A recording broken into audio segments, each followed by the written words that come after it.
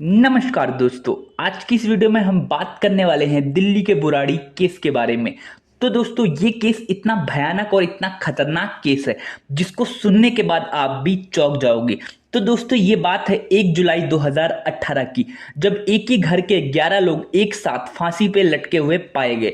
उसके बाद जो देश की मीडिया है और आस पड़ोस के लोग हैं वो चौंक गए कि आखिर ऐसा क्या हो गया इस फैमिली में कि एक साथ 11 लोग फांसी के फंदे पे लटके हुए मिले। यहां तक कि जो 11 लोग थे वो अलग अलग जनरेशन के थे, मतलब 3 जनरेशन एक साथ फांसी के फंदे पे लटकी हुई थी। इसके बाद लोगों के मन में ये क्वेश्चन आने लग गए कि या तो इनको आर्थिक तंगी का सामना करना पड़ रहा होगा जिसकी वजह से ये एक साथ 11 लोग मर गए, या फिर इनकी फैमिली में कोई ऐसी मुसीबत आ गई थी जिसकी वजह से मजबूरी में इनको ये सारी चीजें करनी पड़ी। और कुछ लोग ये भी बातें कर रहे थे कि शायद ये चोरी का या हत्या का मामला है। तो दोस्तों आज की इस वीडियो में हम इसी बारे में डिटेल में बात करने वाले हैं कि आखिर कौन सा रीजन था जिसकी वजह से दिल्ली के एक फलता फूलता परिवार एक साथ फांसी के फंदे पे लटक गया। तो दोस्तों वीडियो में आगे बढ़ने से पहले मैं चाहूंगा आप मेरे चैनल को सब्सक्राइब कर दो ताकि मैं थोड़ा मोटिवेट हो सकूं आप लोगों के लिए और भी अच्छी अच्छी और बेहतरीन वीडियो बनाने के लिए। तो दोस्तों वीडियो में आगे बढ़ते हैं। तो दोस्तों ये कहानी शुरू होती है 1 जुलाई 2018 की सुबह, जब गुरुचरण सिंह नामक एक व्यक्ति अपने घर से सुबह 6 बजे बाहर निकलता है ताकि वो सामने वाले किराने स्टोर से दूध की थैली खरीद सके। लेकिन जब वो घर से बाहर निकलता है तो देखता है कि वो जो किराने की स्टोर है वो अभी बंद है। तो वो काफी टाइम तक वेट करता है और फिर वो मन ही मन सोचता है कि नॉर्मली जो ये दुकान है ये हर रोज 6 बजे के आसपास खुल जाती थी, लेकिन आज किसी कारणवश ये दुकान टाइम पे ओपन नहीं हो पाती। धीरे धीरे करके उस दुकान के आसपास और भी काफी लोग इकट्ठा हो जाते हैं। जो लोग नॉर्मली उसके यहाँ से दूध या दूसरी चीजें खरीदते थे वो इस इंतजार में खड़े हो जाते हैं कि अब थोड़ी देर बाद ये दुकान ओपन होगा। लेकिन काफी टाइम तक इंतजार करने के बाद जब दुकान ओपन नहीं होती तो गुरुचरण सिंह सोचते हैं क्यों ना घर का दरवाजा खटखटाया जाए ताकि ताकि कोई अंदर से बाहर निकले। जैसे ही वो घर के दरवाजे को खटखटाते हैं वो देखते हैं कि दरवाजा आराम से खुल जाता है। फिर उसके बाद वो क्या करते हैं, घर के अंदर प्रवेश करते हैं। जैसे ही वो घर के अंदर प्रवेश करते हैं उनकी आंखें खुली की खुली रह जाती हैं। वो सामने देखते हैं कि 11 लोग एक साथ लटके हुए हैं। उसके बाद वो बहुत ज्यादा घबरा जाते हैं और वो बाहर की तरफ भागते हैं और चिल्लाने लग जाते हैं कि वो सारे मारे गए, वो सारे मारे गए। फिर इसके बाद पुलिस आती है और जैसे ही पुलिस घर के अंदर प्रवेश करती है वो भी ये सारा दृश्य देख के चौंक जाती है। उनकी आंखों पे एक पट्टी बंधी हुई है, उनके मुंह पे भी सफेद कलर की पट्टी बंधी हुई है। इसके अलावा उनके कानों में रुई डले हुए हैं। तो ये सारी चीजें देखने के बाद जो पुलिस वाले होते हैं वो बहुत ज्यादा डर जाते हैं। उसके बाद शुरुआत में पुलिस वालों को लगता है कि शायद यहाँ पे चोरी हुई है और किसी ने इनको मार के ऐसे लटका दिया है। जब लोगों से पूछा जाता है कि ये फैमिली कौन है, कहाँ से आई है, तो लोग बताते हैं कि इसको भाटी फैमिली के नाम से जाना जाता है और ये पहले राजस्थान के रहने वाले थे। धीरे धीरे करके इनकी जो पूरी फैमिली है वो दिल्ली शिफ्ट हो गई।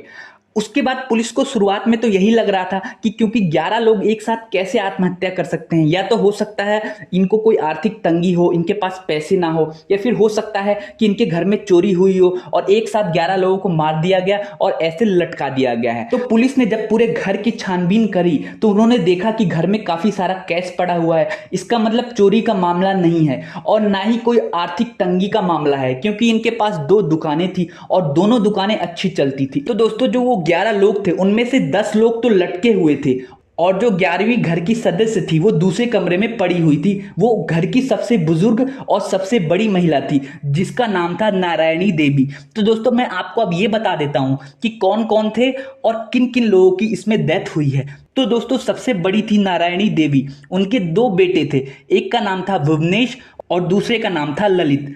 तो भुवनेश की शादी हो गई, उसकी वाइफ का नाम था सविता, और फिर उसके बाद ललित की शादी हो गई, उसकी वाइफ का नाम था टीना। भुवनेश और सविता के 3 बच्चे थे, एक का नाम था नीतू, दूसरे का नाम था मीनू और तीसरे लड़के का नाम था ध्रुव। और ललित और टीना का एक बेटा था जिसका नाम था शिवम। इसके अलावा नारायणी देवी की एक बेटी भी थी जिसका नाम था प्रतिभा। शायद हो सकता है प्रतिभा कि अपने घर में बनती नहीं हो अपने ससुराल में, इस वजह से वो मायके में अपनी माँ के साथ रहती थी। और प्रतिभा की एक बेटी भी थी जिसका नाम था प्रियंका।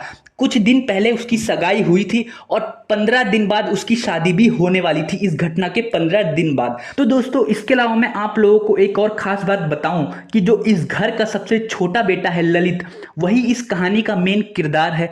उसी के आसपास सारी चीजें घूमती हुई नजर आती हैं बाद में।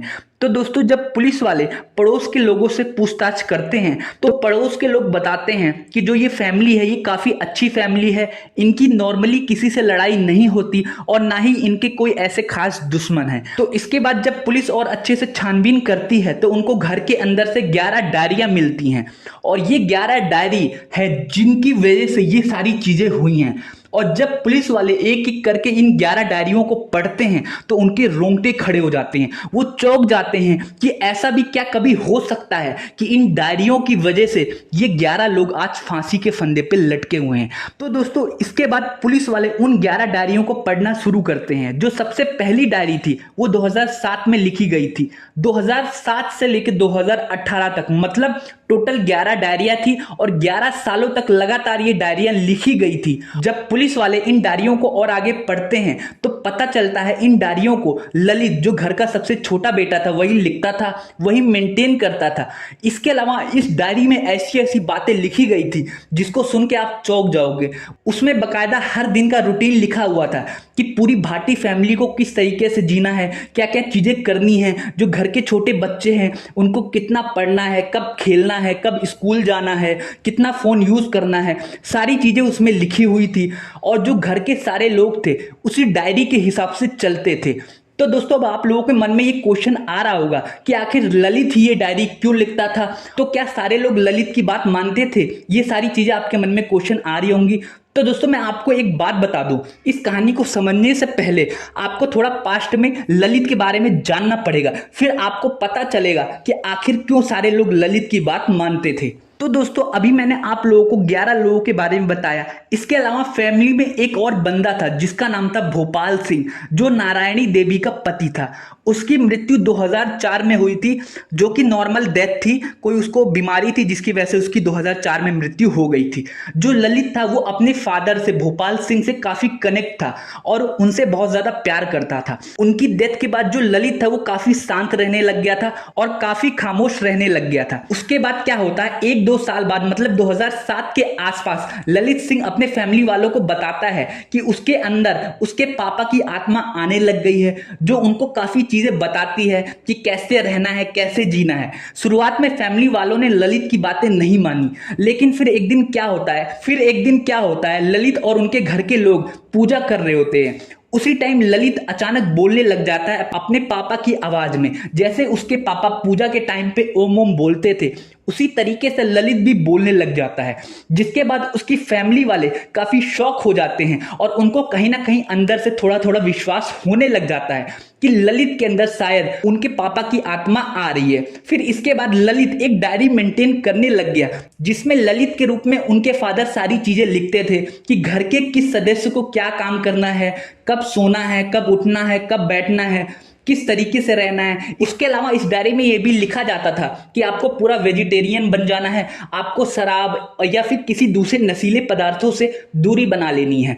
जो ये सारी चीजें थी, ये छोटी छोटी चीजें थी लेकिन अच्छी चीजें थी, जिसकी वजह से फैमिली वालों ने सोचा कि इन सारी चीजों को मानने में क्या बुराई है, हमारी फैमिली और बेहतर ही होती जाएगी। तो घर के सारे लोग इन छोटी छोटी चीजों को मानने लग गए।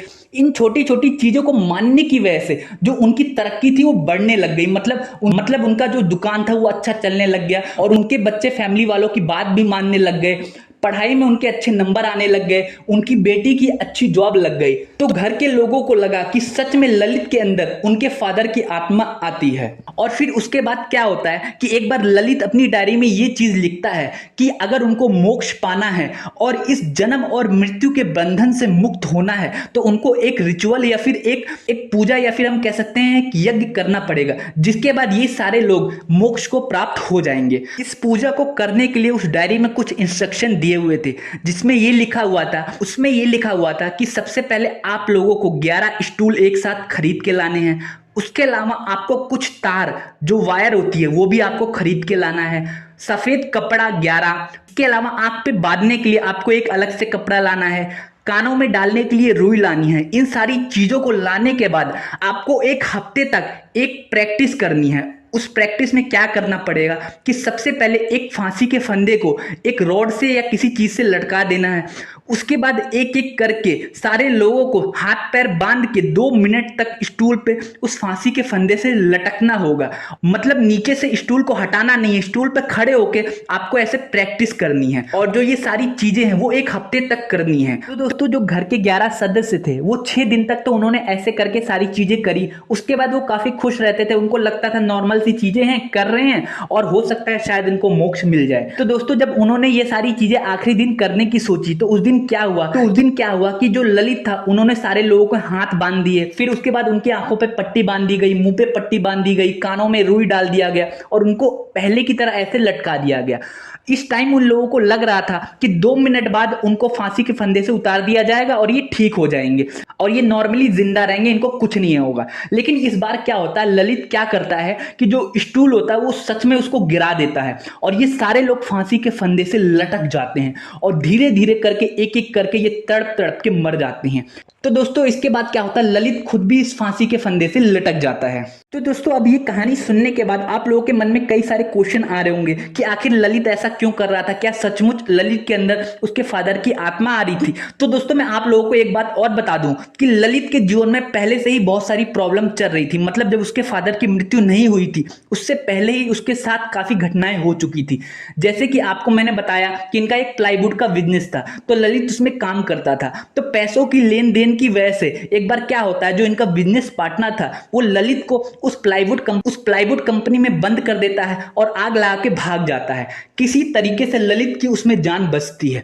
इसके अलावा एक बार ललित का एक्सीडेंट हो गया था जिसमें इनके दिमाग में भारी चोट लग गई थी और जिसके बाद से ये काफी कम बोलने लग गए थे। तो दोस्तों उसके बाद फिर क्या होता है, 2007 में इनके फादर की मृत्यु हो जाती है और ये और ज्यादा सदमे में चले जाते हैं। तो जैसे मैंने आपको पहले बताया कि एक बार पूजा हो रही होती है और ये अचानक ओम ओम करने लग जाते हैं। उससे पहले ये बहुत कम बोलते थे, जिसकी वजह से फैमिली वालों को यकीन हो जाता है शायद ललित के अंदर इनके फादर की आत्मा आ गई है, जिसकी वजह से सारे घर के लोग इन पे यकीन करने लग जाते हैं। और फिर इसके बाद हो सकता है ललित की ये बीमारी हो जिसके चलते उनके फादर उनको दिखाई देते होंगे और काफी सारी चीजें वो उसमें लिख देता था अपने फादर की तरफ से। और फिर धीरे धीरे करके ये सारी चीजें इतनी ज्यादा बिगड़ गई और एंड में जाके ललित ने अपनी फैमिली वालों को फांसी के फंदे से लटका दिया और सारे लोगों की मृत्यु हो गई। तो दोस्तों पुलिस इन्वेस्टिगेशन के बाद इस केस में यही पता चला कि जो ललित थी उसको मानसिक बीमारी थी और जिसकी वजह से ये फैमिली वाले भी उसके चक्कर में पड़ गए और एंड में जाके इनको कुछ नहीं मिला और इनकी पूरी फैमिली एक साथ खत्म हो गई। तो दोस्तों उम्मीद करता हूं आपको ये सारी चीजें समझ आई। अगर इससे रिलेटेड आपके मन में कोई डाउट है तो आप नीचे कमेंट कर सकते हैं। जाने से पहले मैं चाहूंगा अपने इस चैनल को सब्सक्राइब कर दो ताकि मैं मोटिवेट हो सकूं आप लोगों के लिए और भी अच्छी और बेहतरीन वीडियो बनाने के लिए। वीडियो देखने के लिए आपका बहुत बहुत शुक्रिया।